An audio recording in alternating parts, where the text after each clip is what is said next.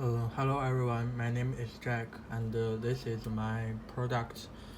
And this one is temperature sensor, could measure the temperature and the humidity.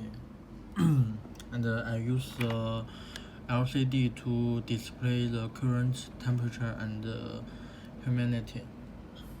And these are three LEDs.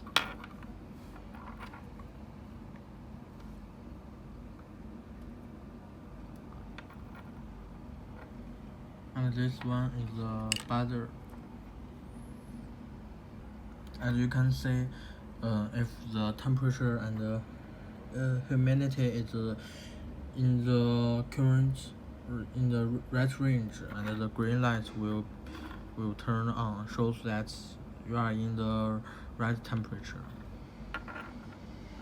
Yeah, and actually you don't have to do anything to setting up the project.